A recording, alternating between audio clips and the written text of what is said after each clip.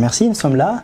Cette fois-ci, nous allons quand même essayer d'exploiter ensemble la situation d'intégration écrite, donc la CIE. On va exploiter, nous allons y aller très vite que possible. Si vous avez besoin des solutions, elles sont disponibles dans la plateforme. Ici, je vais juste essayer d'y aller très vite et très rapide. Et puis, les solutions, vous allez les voir dans la plateforme. Alors, je crois, je prends l'examen 2020. 2020, l'examen est là. C'est un examen traditionnel tel que vous le voyez. Le carnet est là, on avait remis ce carnet et puis on a remis aussi CT2. Ici, comme on avait remis, c'était des questions tout simplement. La situation d'intégration au-dessus et aussi des supports. Donc, on a donné aussi les annexes qui pouvaient, n'est-ce pas, permettre afin que l'on puisse vraiment travailler l'examen. Alors, vous avez la situation d'intégration et les supports là-bas, et plutôt les annexes, bien sûr les supports. Et on avait aussi remis le cahier dans lequel il fallait maintenant mettre des réponses. Le cahier est là. Si vous remarquez bien dans ce cahier ici, vous voyez, il y a des espaces tellement minimes, il y a des espaces très réduits. Donc oui, il fallait vraiment être très... Rappelez-vous ici que j'ai dit ici comme consigne, les consignes sont là. On a dit ici, il faut vraiment être précis. Il faut que toutes les réponses puissent entrer ici. On vous dit, il faut vraiment être précis. Il faut être précis. C'est comme par exemple, on vous dit quelque part là, présenter peut-être, grand livre présenté. Et là, je pose la question, est-ce que vous allez présenter le grand livre ici? C'est une difficulté avec ce genre de carnets, n'est-ce pas? Mais il y a d'autres carnets où on a réservé quand même l'espace, là où la personne peut facilement mettre son travail. Ici, on a dit grand livre présenté. Là, c'était au début, nous sommes en 2020, 2019, après 2020, la deuxième année. Et ici, on n'avait pas laissé l'espace pour qu'on puisse présenter le grand livre. Son pays là-bas, c'était plutôt les grands livres. Mais ici, il ne faut pas laisser, il faut argumenter. Il faut, n'est-ce pas, expliquer, n'est-ce pas, le grand livre. Le grand livre, il faut expliquer comment est-ce qu'on tient le grand livre. Mais vous devez être très précis. On n'a pas dit quand on a dit, quand l'espace est minime, il faut laisser vide. Non, il ne faut pas laisser les vides. Il faut répondre. Ici, il faut, n'est-ce pas, expliquer comment est-ce qu'on peut tenir le grand livre. Il ne faut pas dire que non, il n'y a pas d'espace, c'est laisser vide. Non, il n'est pas question de faire ça. Il y a des carnets, n'est-ce pas, qu'on avait vraiment réservé des espaces pour écrire. Je vais vous montrer ces carnets-là, pour plutôt présenter des tableaux. Je vais vous montrer ces carnets. Mais ici, comme vous avez l'espace tellement minime, vous pouvez tout simplement expliquer comment tenir le grand livre, comment présenter le grand livre. C'est comme ici aussi on dit la balance des vérifications établies, mais on laisse simplement une colonne comme ça. Comment tu vas faire toute une balance, n'est-ce pas? Une balance telle que vous la connaissez, elle peut entrer dans cette ligne-là, non, c'est vraiment impossible. D'où ici, il fallait expliquer plutôt comment, n'est-ce pas, se tient et la balance des vérifications, comment est-ce qu'on l'établit, et vous devez être très précis pour que vos réponses puissent vraiment suffire dans ce qu'on vous a réservé, dans l'espace, ce qu'on vous a réservé là-bas. Et je crois que c'est très rapide. Je crois même c'est le même cas aussi avec plutôt les journaux auxiliaires présentés. Si vous avez peut-être établi 3 ou 4, comment vous allez faire pour les présenter dans cet espace-là? C'était vraiment impossible, donc il fallait expliquer comment on présente un journal auxiliaire dans des cas comme tel. Mais n'oubliez pas qu'il y a aussi des carnets où on vous réserve l'espace pour que vous puissiez facilement mettre votre tableau en question. Donc il faut tenir compte de tout ça. Il y a des cas où vous pouvez être en mesure de présenter les tableaux, on vous a laissé l'espace pour que vous puissiez facilement présenter votre tableau. Il y a aussi des cas où on n'a pas laissé l'espace pour les tableaux, et on a juste donné une petite case, là où soit une ligne là, afin que vous puissiez facilement expliquer comment est-ce que le tableau en question se tient, ou soit le document en question se tient. Alors, je suis un peu très vite, là c'était juste de côté. Vous voyez maintenant ici, on n'a pas mis seulement production, on a aussi écrit argumentation et production de l'apprenant. Du côté, n'est-ce pas? Et dans la situation d'intégration, parce qu'ici, il est question d'écrire. Ce sont en 2008, il est question d'écrire ici. Donc, là-bas, on a laissé l'espace, on est argumentation et production de l'apprenant. Je crois, avant qu'il reste le cahier, on dit, toutes les réponses doivent entrer ici. C'est comme ici, on vous dit, compte à débiter sur la pièce inscrite. Là, vous allez étaler les comptes à débiter accrédités. Je voulais bien que les solutions s'y trouvent dans notre plateforme. Alors, j'ai dit, je viens un peu rapidement. Je peux quelque part là, on dit facture d'avoir journalisé. Soit on dit facture d'achat journalisé. Mais ok, vous avez, si vous voyez un peu avec ces données ici, il y a beaucoup de factures, Comment vous allez, n'est-ce pas, les journaliser tous dans la case là? Dans la case, plutôt pas la case, dans cette ligne là qu'on a laissée. On dit facture, n'est-ce pas, d'achat. C'est impossible de journaliser tout ça ici. Donc, qu'est-ce qu'on me demande ici? Ici, on me demande, n'est-ce pas, d'expliquer comment est-ce que l'on enregistre la facture d'achat. Et c'est simple, je peux dire, je débite les comptes 61, les comptes 75, 44, 5, par les crédits du compte 41 ou soit 77, 3. Là, j'ai expliqué, ça va suffire là-bas. Là, on a écrit facture d'achat journalier. J'explique simplement, ça va suffire. Donc, il ne faut pas paniquer.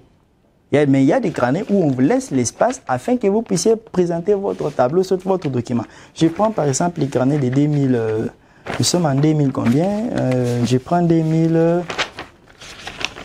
nous sommes en 2000, c'est 2021. Vous voyez là-bas, on avait laissé l'espace pour que l'on puisse présenter la fiche de stock. Vous voyez, on a dit, n'est-ce pas, production de l'apprenant. La fiche était déjà dressée en avance. À ce niveau, on n'avait pas même à souffrir. Vous allez directement remplir votre fiche, mais vous allez la remplir, n'est-ce pas, avec les données qu'on vous a données là-bas. Avec ces pièces qu'on vous a données, n'est-ce pas, des bons d'entrée et des sorties, vous pouvez facilement établir votre fiche. Mais n'oubliez pas, il y a aussi des endroits où on n'a pas, n'est-ce pas, tracé. On a laissé l'espace afin que vous puissiez répondre, mais on n'a pas tracé. D'où il ne fallait pas aller remplir tout l'espace parce qu'il y a des questions que vous devez répondre. Les indicateurs là sont des questions. Ils sont des questions.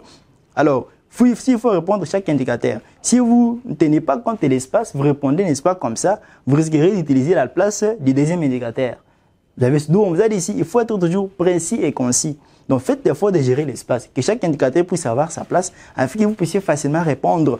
Je dis bien les solutions, ici on avait déjà répondu, nous avons déjà répondu. Donc, ces solutions se retrouvent dans la plateforme.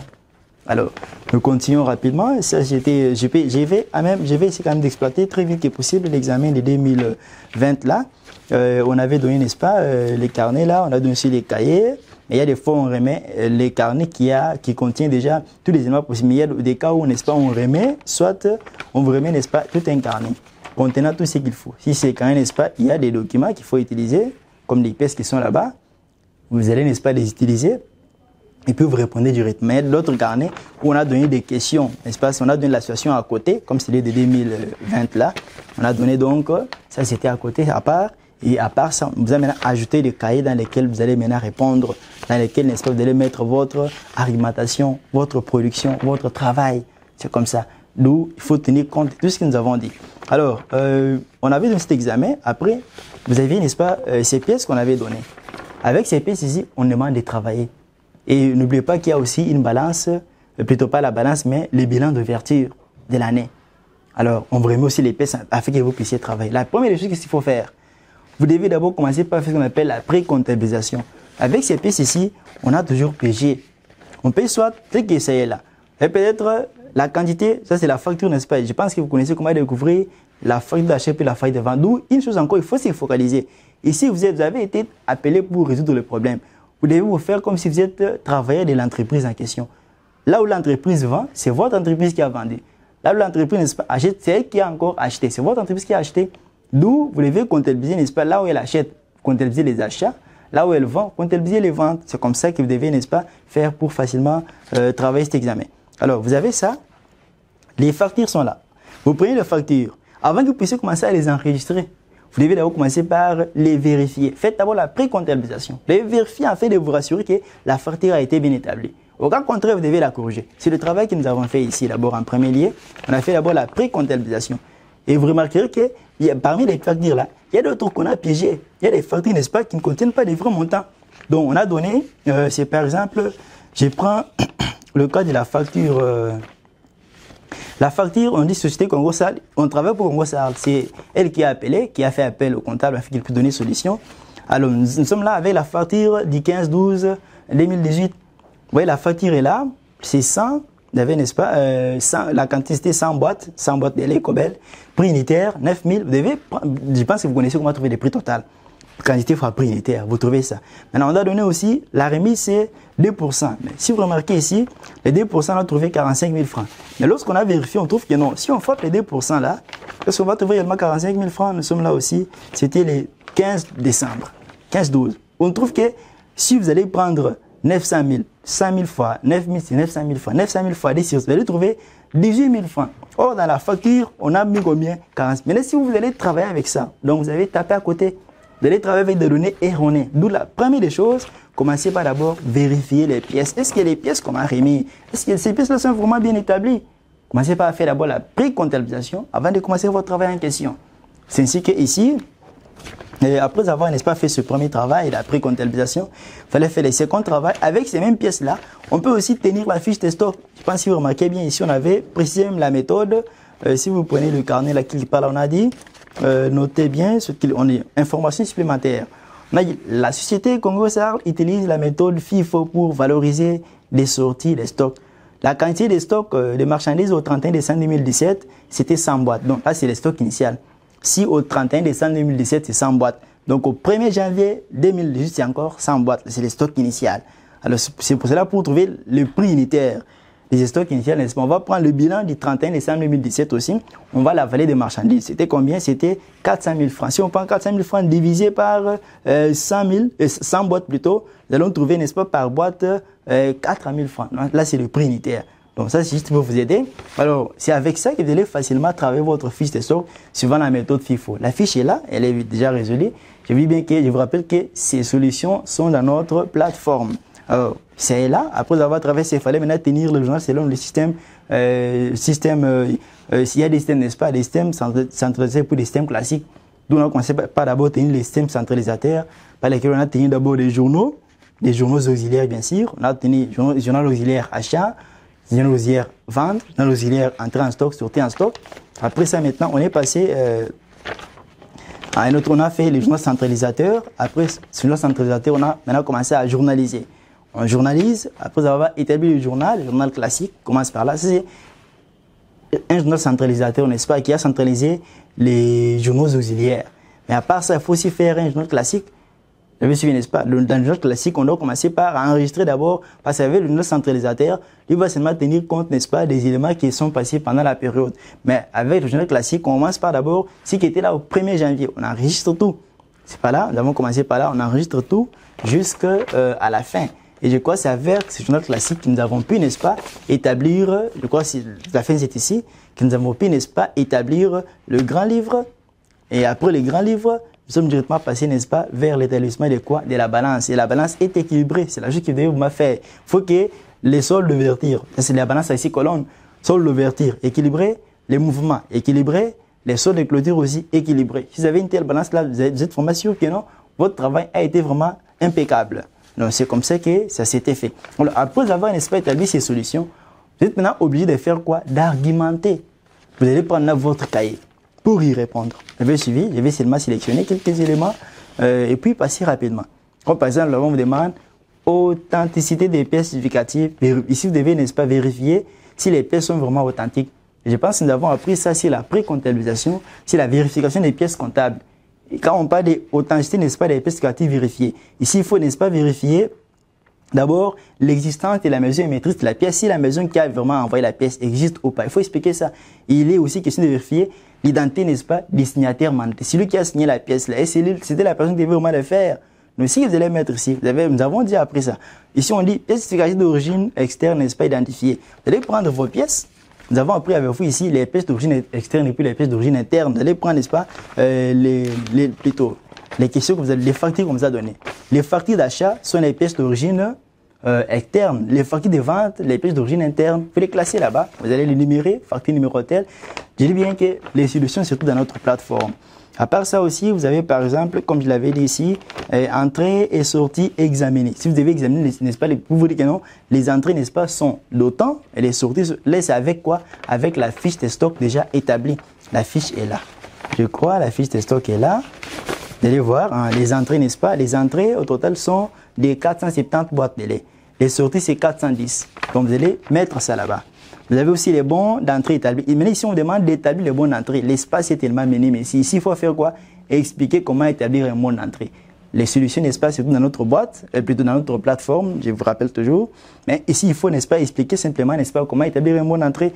Vous avez aussi les factures, on dit factures d'avoir journalisé, factures de vente journalisées. J'ai parti de la facture des ventes journalisées. Mais là, ici, vous avez, n'est-ce pas, passé le journal. Le journal est tellement, n'est-ce pas, il est tellement long, il n'y a pas moyen que vous puissiez prendre tout ça et ramener ici.